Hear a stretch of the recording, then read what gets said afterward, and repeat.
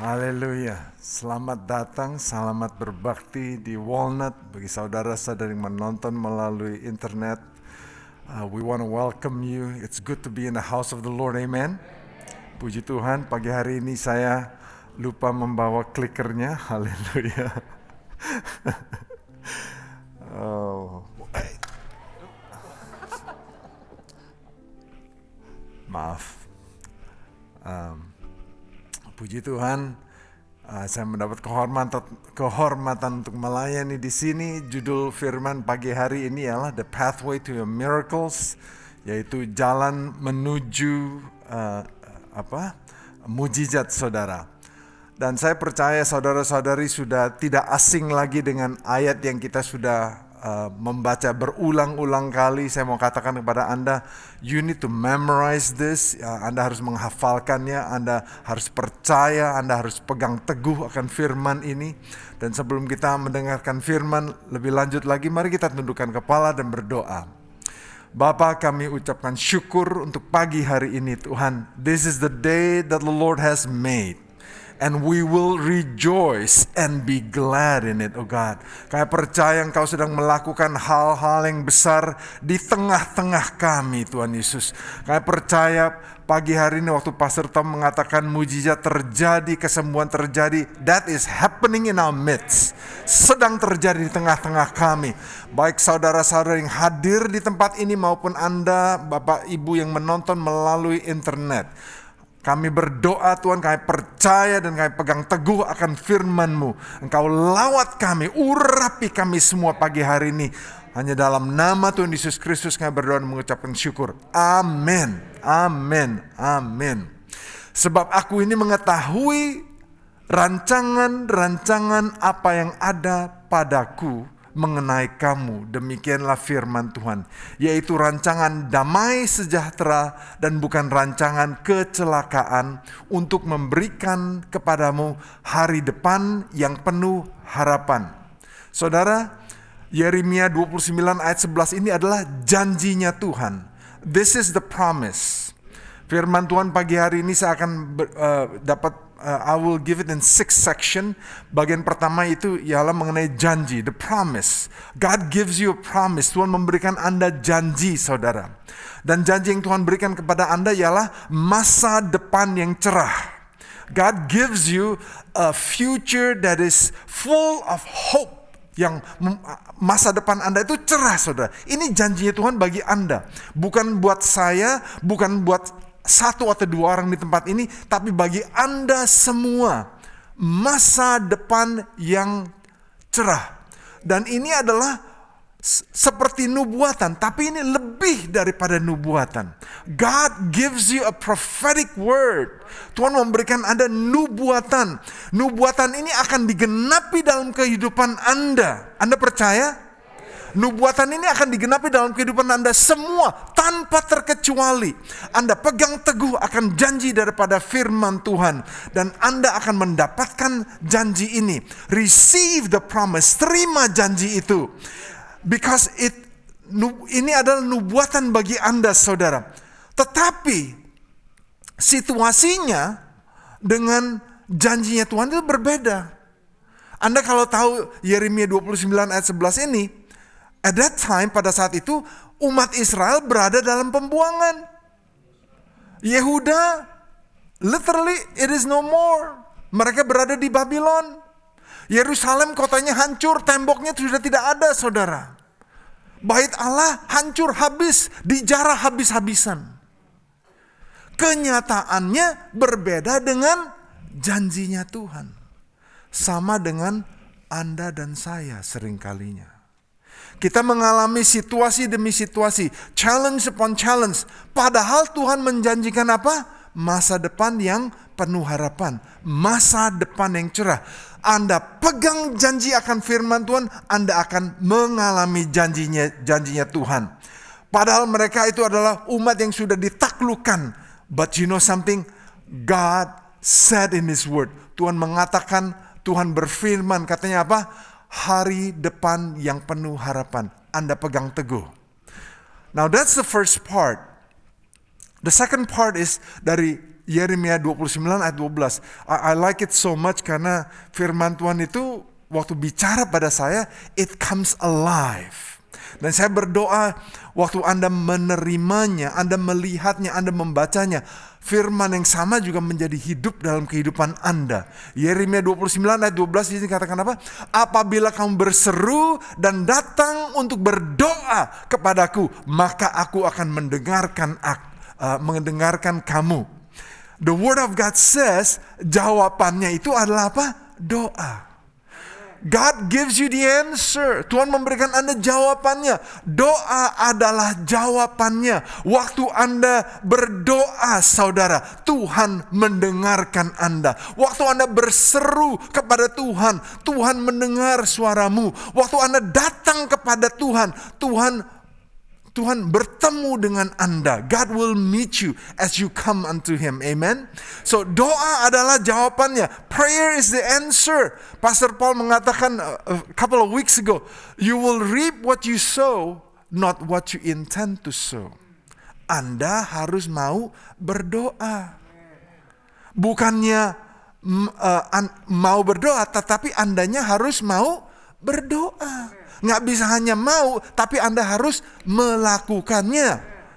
Then your prayers will be heard. Pastor Dion mengatakan apa? Oh, I'm sorry, I'm ahead of myself. Oh, Pastor Dion tidak khotbah di kebaktian ini, saudara. So he preached in the English service. So this is from my English notes. Minta maaf, saudara. So my next point, my third point, ialah going back to my notes here, Jeremiah 29 verse 13, Yeremia 29 ayat 13 ini katakan apa? Apabila kamu mencari aku, kamu akan menemukan aku. Apabila kamu menanyakan aku dengan segenap hati. Ini bicara mengenai apa? The how. Caranya apa? Dengan segenap hati. Anda tidak dapat mencari Tuhan setengah hati, saudara. Nggak bisa. With a divided heart, Anda tidak bisa mencari Tuhan. With a grumbling heart, dengan komplain, ngomel gitu. Nggak bisa, saudara. Anda harus mencari Tuhan dengan apa? Segenap hati. Ada kalanya waktu kita lagi ngomel gitu ya. Pernah ada yang ngomel di sini? Saya ada kalanya ngomel. Kalau lagi ngomel tuh rasanya ya, everything is wrong. Rasanya semua salah.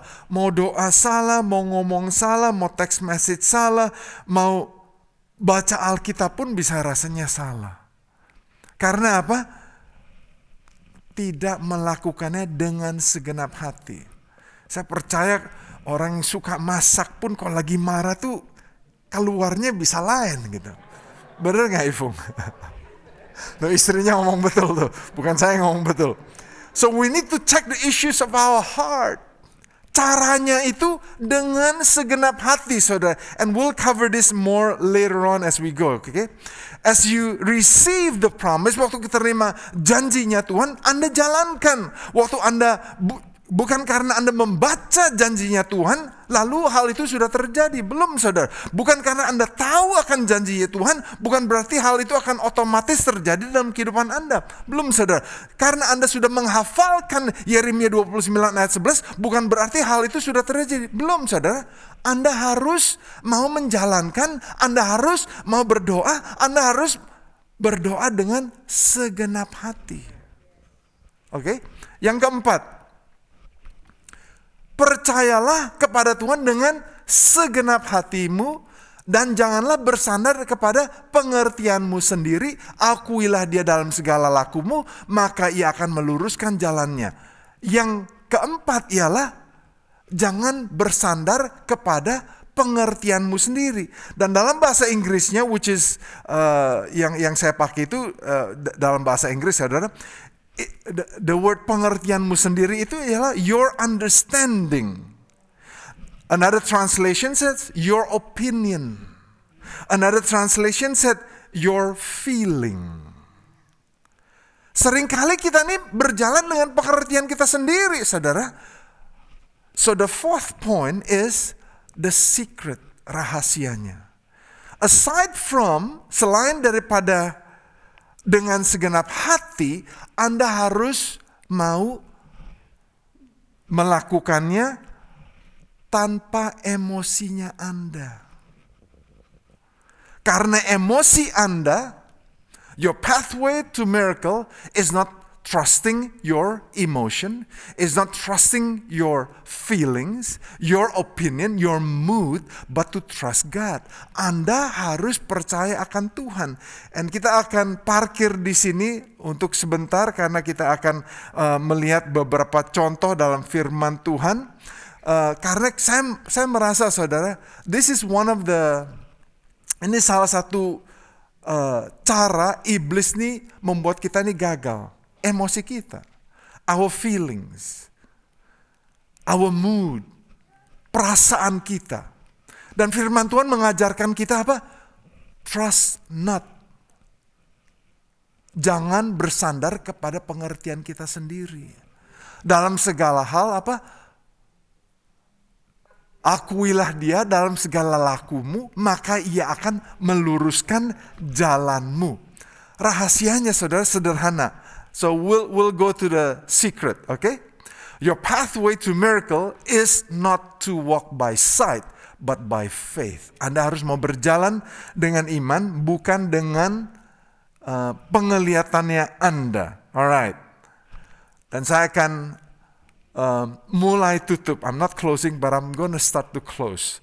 The examples that I will give you is based upon the Word of God. Saya percaya kita dari semua di sini pernah mendengar cerita mengenai Paulus dan Silas waktu mereka di penjara, dan waktu pada malam hari itu mereka berdoa dan mereka menyanyikan puji-pujian kepada Allah dan orang-orang hukuman lainnya mendengarkan mereka. Now, here's the background behind it.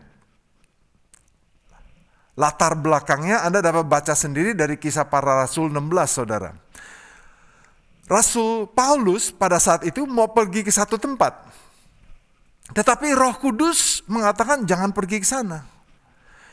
And the next day dia mendapatkan penglihatan. Dan dalam penglihatan itu there was a Macedonian call. Dia dipanggil untuk pergi ke Macedonia. Dan karena dia mendapat that vision, penglihatan tersebut, dia taat. Paulus dan Silas and there were others, dan mereka pergi ke Macedonia dengan pimpinan daripada Roh Kudus. Are you guys with me? Dan waktu mereka sampai sana, mereka menginjil, saudara, mereka memimpin orang-orang belum mengenal Tuhan untuk mengenal Tuhan Yesus. And as a matter of fact, ada satu keluarga yang dibaptis, the whole family was baptized. And after that, mereka terus menjalankan pelayanan mereka. Ada seorang perempuan yang demon possessed, wanita itu demon possessed, dia dilepaskan. Tapi apa yang terjadi? Malah sesudah hal itu terjadi, mereka tuh ditangkap, saudara. Padahal dipimpin oleh Roh Kudus. Melakukan kehendaknya Tuhan. Bukan saja ditangkap, saudara, dipukulin, saudara. Dan zaman dulu, saudara, zaman dulu tuh kalau mukul tuh bukan pakai aturan, saudara. Nggak ada aturannya, saudara. Jadi mereka tuh diperlakukan secara tidak adil sama sekali. Mereka punya alasan tidak didengar, saudara. Dan dia dibuang ke penjara yang paling dalam. Dan mereka dipasung, saudara. So they were being chained. And at night, Anda dapat bayangkan kalau Anda sudah menjalankan kehendak Tuhan, Anda taat akan firman Tuhan, Anda berdoa, Anda mencari Tuhan, Anda minta dipimpin oleh Roh Kudus dan Anda menjalankannya, and yet, malah dipenjara, malah dipukulin. Kalau Anda diperlakukan seperti itu, apa yang Anda akan lakukan? Marah kan? Ada yang nggak marah di sini? Ada yang nggak? Coba saya melihat. Ada yang nggak marah nggak? Coba ada yang nggak marah datang ke sini coba. Ada yang nggak marah? Ada. Saya percaya Anda marah, saudara. Oh, you will be mad. Tapi apa yang dilakukan oleh Paulus dan Silas? Tetap tuh dia tuh berdoa. Karena apa? Mereka tidak bersandar kepada pengertian mereka sendiri. Mereka tidak diombang-ambingkan oleh perasaannya mereka, their emotion, their anger. Padahal mereka sudah melakukan segala sesuatu berdasarkan firman Tuhan. Karena Paulus dan Silas tahu janjinya Tuhan. God has a good plan. Tapi gue di penjara nih sekarang. I know God has a good plan. Dan dia tahu the answer. Answernya apa? Doa. The answer is prayer. Maka itu mereka tetap berdoa. And they understand how. Mereka tahu caranya gimana, dengan segenap hati mereka berdoa. Padahal lagi sakit tuh. Saya percaya luka satu badan. Saya percaya ada kalanya ditendang, ada kalanya dipukul, ada kalanya pokoknya babak belur. Sakit satu badan. Tapi mereka berdoa dengan segenap hati. Dan yang keempat apa? Mereka tidak bersandar kepada pengertian mereka. Mereka tidak bersandar kepada emosinya mereka. Padahal mau marah. Saudara, nggak usah dipukulin. Di freeway dipotong aja bisa marah. Benar nggak sih? Atau hanya Pastor Paul? Saudara, nggak usah dipukulin orang. Dipotong di freeway aja. Aduh, nggak usah dipotong di freeway. Anda lagi ngantri untuk beli kue. Dipotong orang aja, udah gak seneng Anda. Rasanya gak tahu diri nih orang. Waduh. Lalu mulai keluar kata-kata dari mulut Anda. Diberkatilah mereka.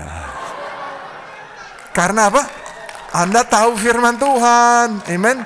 Dan Anda menjalankan firman Tuhan. Haleluya. Dan saya tidak ada ayat berikutnya saudara. Di ayat ke-26. Kisah Para Rasul 16 ayat 26. The English word begin with the word suddenly. Saudara, this is one of the rare instances. Jarang sekali di firman Tuhan itu bicara mengenai suddenly. Suddenly itu luar biasa sekali. Suddenly itu tidak direncanakan. Suddenly itu Paulus dan Silas tuh nggak tahu tuh hal itu akan terjadi. He didn't know that that's gonna happen. They didn't know that that's gonna happen. Suddenly happen. Suddenly itu something yang kita semua impikan. Suddenly itu sesuatu yang kita semua nantikan, saudara. Dan suddenly akan terjadi di tengah-tengah kita. Suddenly terjadi, saudara. Suddenly dalam bahasa Indonesia akan tetapi bahasa Indonesia kurang Yahud. I don't know how to say it. Kurang mantap. Thank you. Dalam bahasa Indonesia akan tetapi terjadilah gempa bumi yang hebat. Dalam bahasa Inggris ya, suddenly there was a great earthquake. Waduh. Jadi apa? Anda tahu Tuhan intervene. You know something? Anda dan saya, kita semua mau Tuhan intervene. Tapi kalau dipukulin, dicaci maki, masih mau memberkatin gak? Udah tahu kan? Nah, perbedaannya itu tahu dan melakukan itu lain, saudara. Banyak daripada kita sudah ngambil kelasnya Dave Ramsey, Financial Peace University, benar kan? Ya. Berapa banyak yang tahu? Wah, sudah belajar mengenai budgeting, udah tahu itu accounting 101, budgeting itu udah tahu, benar kan ya? Berapa banyak yang menjalankan? Nah, perbedaannya antara tahu dan menjalankan itu bumi langit, saudara. Pengetahuan dengan menjalankan itu berbeda sekali. Ini yang nyengir-nyengir, saya tahu nih Anda mengerti maksud saya. Karena apa? Yang nyengir-nyengir seringkali yang melakukan. Haleluya. Haleluya. Suddenly there was a great earthquake. Wow, luar biasa. Belenggu-belenggu terlepas, saudara. Saking ketakutannya, kepala penjara mikir mereka sudah melarikan diri. Dia siap untuk bunuh diri. The truth is, in your obedience, dalam ketaatannya Anda, saudara, Tuhan bekerja secara luar biasa. So, when you feel it is the worst time, it is actually the best time. Waktu kita merasa, aduh, bocengli banget ini orang. Gue udah ngantri Padahal baru 2 menit. Aduh, rasanya kayak seperti 2 jam. Mau beli kue itu ngantri 2 menit rasanya seperti 2 jam. Karena lapar, sudah. Ada yang lapar di tempat ini. Karena ngantri, saudara. Padahal dipotong kayak gitu rasanya, waduh, marahnya. Padahal apa? The worst time is the best time. There's so many testimonies in my life. Banyak sekali kesaksian, saudara. Salah satu kesaksian yang saya bagikan, and saya tidak mau membawa Anda secara emosi ya, saudara. I just want you to know, but that this is a true testimony. Ada kalanya when we first got married, istri saya dia tidak hadir pagi hari ini, but she'll join us at the 11 o'clock service. Waktu kita baru married, kita tuh baru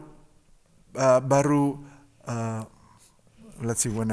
We just got married. We just bought a church waktu itu di Claremont, saudara. And in 1991, I remembered that, and Pastor Paul challenged us to give. Pastor Paul menantang kita untuk memberi, dan saya tahu, my wife and I, we don't have a lot of money. And we said, if we give, how are we gonna live? Kalau kita memberi, gimana kita mau? So, the worst time to give is when you have little money. Benar nggak? The worst time to give itu waktunya kita lagi uang itu paling sedikit, saudara. But I can tell you this, Tuhan itu tidak pernah hutang dengan saya. Tuhan itu setia. In other words, the worst, let me read my notes here so I can keep track ya. When you don't feel like forgiving someone, kalau Anda merasa Anda tidak mau mengampuni seseorang, do it. Forgive that person because it is actually the best time. When you feel that you have the right to get even, waktu Anda merasa bahwa Anda ini bisa balas dendam, saudara, don't. Jangan balas dendam, saudara. Anda mau doa-doa Anda terjawab? Jangan, saudara. When you feel the least likely to give, that's the best time to give. When you don't feel like praying, waktu Anda rasanya, waduh, gua gak mau doa. Aduh, gua gak mau menyembah Tuhan. That is actually the best time, the perfect time to pray.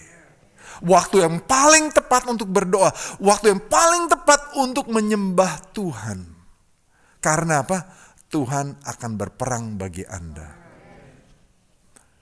Tetapi hal ini bukan saja sebagai pengetahuan, saudara. Anda harus menjalankannya. Seperti halnya budgeting dengan Dave Ramsey, Financial Peace University. Bukan saja sebagai pengetahuan. Anda dan saya harus mau menjalankannya.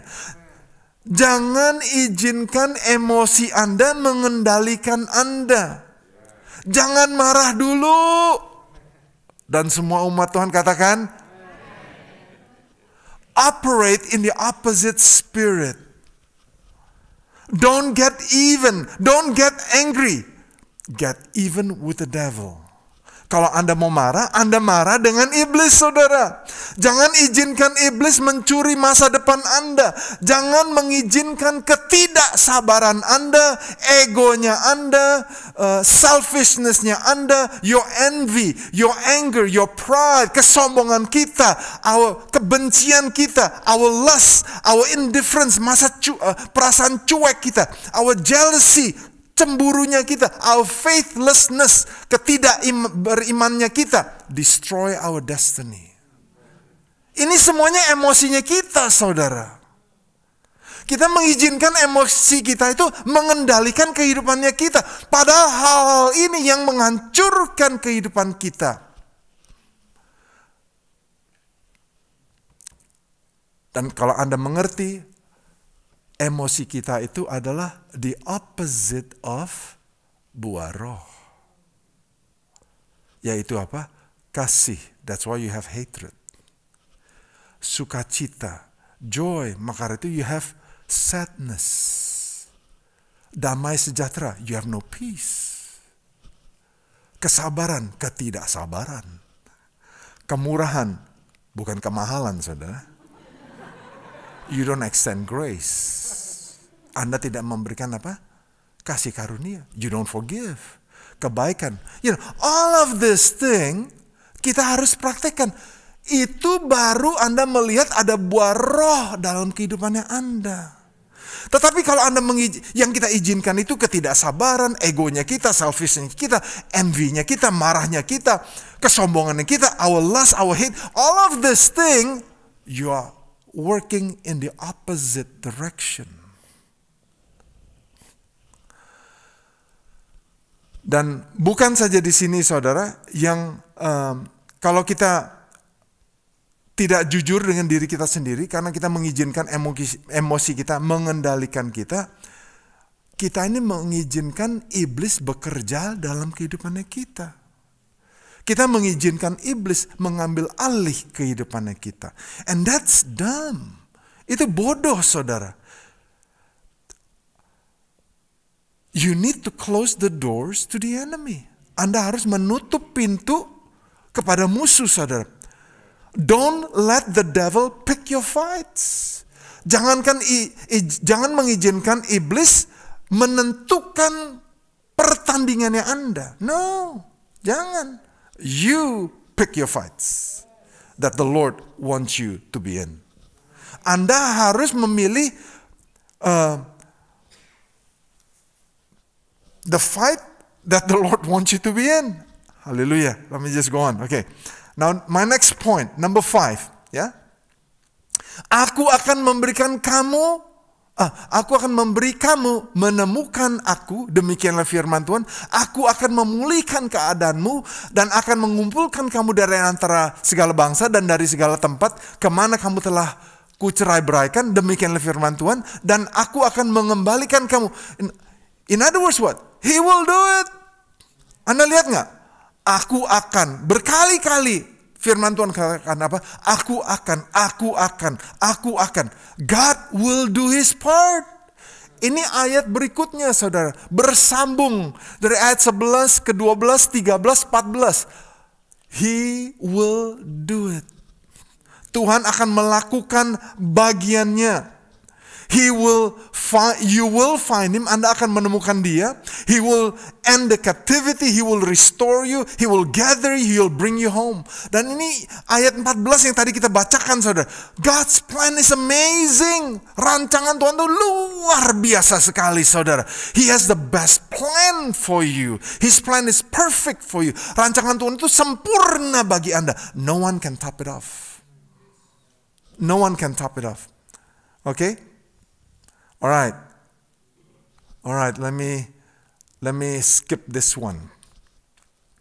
So the question is, will you do it? Maukah Anda melakukannya? Will you do it? The question is, apakah Anda membutuhkan mujizat? Do you need a miracle in your life? Apakah Anda membutuhkan mujizat dalam kehidupan Anda? Okay? Prayer is the pathway to miracles. And I'll start to close. And I'll park right here. This is the second part. 1 Samuel pasal yang pertama ayat 6 dan kita akan baca dari 1 Samuel yang pertama ini saudara. Ceritanya luar biasa sekali. Dan Anda mungkin pernah mendengar cerita mengenai bagaimana Samuel lahir saudara. Ibunya sudah bertahun-tahun tidak mempunyai anak, lalu suaminya menikah dengan istri muda, ngomong kasarnya, tapi istri mudanya ini punya anaknya banyak, at least 2 lelaki dan 2 perempuan. Dan istri mudanya ini nggak baik dengan Hannah. Dan Hannah kita baca di ayat yang ke-6 di sini, tetapi madunya, yaitu dalam bahasa Inggris rival, selalu menyakiti hatinya. Jadi bukan sekali, tetapi apa? Selalu. Aduh saudara, kalau sekali-sekali disakitin itu lumayan, bener kan ya? Sekali-sekali disakitin pun Anda nggak mau. Tetapi kalau selalu disakitin itu rasanya gimana? Waduh, kalau ada kesempatan gue cekek loh, bener kan ya? Jujur aja, bener kan? Rasanya seperti itu. Dia disakitin hatinya sampai dia merasa tuh gusar, saudara. Dalam bahasa Inggrisnya tuh lebih cocok karena di sini katakan her rival provoke. Itu menyakiti, provoke, irritate dalam another translation, taunt, afflicted, trouble, torment, humiliated. Waduh, rasanya ini emang Pastor Him, ini emang keterlaluan ini orang. Padahal dia tahu dia tuh bini mudanya orang. Saya ini bini tuanya. Tuhan, bocengli ini Tuhan, gimana kayak gini nih? Nggak boleh kayak gini. Karena apa? Tuhan telah apa? Wait. Siapa yang nutup kandungannya Hana? Waduh, Tuhan, bagaimana Engkau mempunyai rancangan indah bagiku? Mana mungkin aku mempunyai masa depan yang cerah?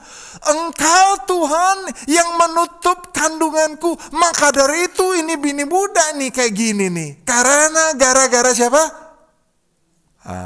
Saudara, masih bisa nyembah Tuhan gak? Masih bisa berdoa gak? Saudara, we see from this simple example ya. Dan diulangi berkali-kali. Demikianlah terjadi dari apa? Dari tahun ke... Ini bukannya terjadi bukan satu hari, saudara. Bukannya dipotong di freeway atau lagi mau beli kue lalu diambil bagian Anda. Itu hanya sekali, saudara. Ini selalu disakitin dan bertahun-tahun disakitinnya. Dan di firman Tuhan dikatakan ini Penina nih, istrinya yang satu ini punya anaknya tuh at least 4, saudara. Berarti disakitinnya sudah at least 5 tahun. Aduh, Tuhan, gimana? Gua nggak bisa nih Tuhan. Tapi saudara lihat ya, sehingga ia menangis dan tidak mau makan. So, some people they let the emotion take over their life. Tapi senggangannya dia hanya menangis dan tidak mau makan. And I can just go on ketika perempuan itu terus-menerus berdoa di hadapan Tuhan. Hannah continue to pray. Dan Anda lihat, Tuhan tidak menjawab after the first day that she prayed. Sesudah hari pertama dia berdoa. Enggak, saudara. Hannah terus-menerus berdoa di hadapan Tuhan. Lalu Imam Eli, the high priest of that time, imamnya pada saat, karena dia pergi ke rumah Tuhan untuk berdoa. Dia datang ke rumah Tuhan untuk berdoa, lalu imamnya ngelihat dia lagi berdoa. Imamnya ngira dia ini apa? Mabok. Aduh.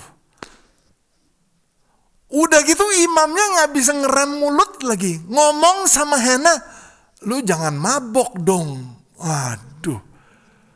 Can you imagine? Pasturnya lagi ya. Siapa ya kalau bukan pasturnya? Well, you know what I'm saying. Pokoknya bertahun-tahun dan waktu dia datang ke rumah Tuhan untuk berdoa, dia ditegur sama imamnya.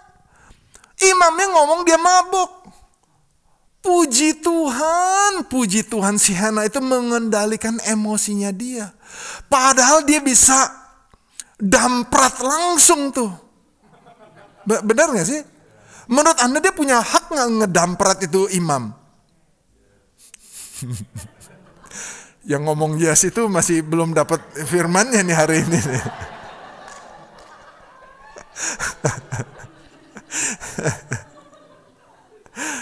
Haleluya. Okay, you know the rest of the story. Okay, she persevered through the process to possess the promise. She persevered through the process to possess the promise. Saudara, I'm gonna start to close. Hannah menangis, ya. Hannah merendahkan diri, yes. Hannah mencari Tuhan, yes. Musuh, the enemy wants to wear her down. You know why? Samuel is about to be born. I'm telling you, today, Samuels are being conceived. Saya katakan hari ini Samuel akan di-conceive. Saudara tahu nggak? Samuel itu artinya apa? Do you know what is the meaning of the word Samuel? I'm skipping my notes here. Samuel means because I have asked for him from the Lord. Samuel itu adalah jawabannya doa Anda. Pagi hari ini saudara, Anda akan melihat Samuel demi Samuel dilahirkan di tempat ini. Pagi hari ini saya percaya firman Tuhan yang dibagikan bukan sebagai pengertian atau pengetahuan, tetapi hal ini akan digenapi dalam kehidupannya kita. Ada kalanya kita mengizinkan amarah kita mengambil alih kehidupan kita. Ada kalanya we lost it. Ada kalanya kita berperang dengan kekuatan kita sendiri. Kita tidak yield, kita tidak berserah kepada Roh Kudus. Ada kalanya kita mengizinkan bukan saja amarah, tapi the rest of our emotion, whatever it is, our indifference, perasaan cuek kita, our impatience, ketidaksabarannya kita, our insecurity, karena kita merasa nggak aman, karena kita merasa we're insecure, because you don't know who you are in Christ Jesus. Anda tidak tahu siapa Anda dalam Kristus Yesus. Know who you are in Christ Jesus. Know who will protect you. Anda harus tahu siapa yang melindungi Anda. Anda harus tahu siapa yang bertempur bagi Anda. Ada kalanya kita mengizinkan jealousy, cemburu kita mengambil alih. Ada kalanya kita mengizinkan our selfish desire to take over. Our lust, our pride, kesombongan kita, our worry, kekhawatiran kita, our fear, rasa takut kita, our disappointments, kekecewaan kita, our regrets, our anxiety, our greed. Karena kita rakus, saudara. Our stubbornness, kepala batu, saudara. Our laziness, kemalasan kita. Our unforgiveness, karena kita tidak mau mengampuni. In our weaknesses, we fall. Dalam kelemahan kita jatuh. Many times we fail, but you can find grace in Jesus Christ. Anda dapat menerima kasih karunia hanya dalam Kristus Yesus. You and I, we have hope in Jesus Christ because He has given us a way out.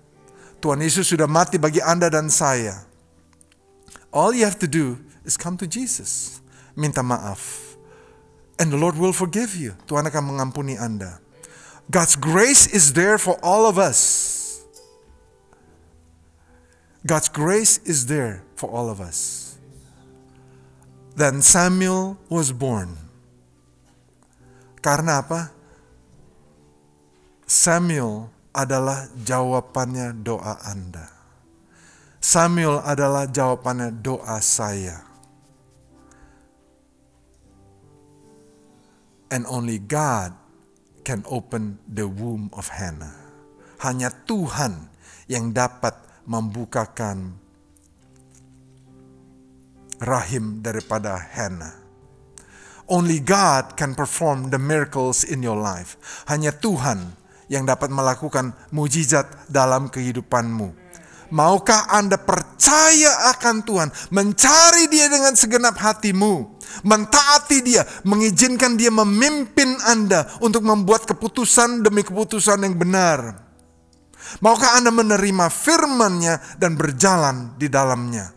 Maukah Anda melepaskan takutnya Anda, kekhawatirannya Anda, amarahnya Anda?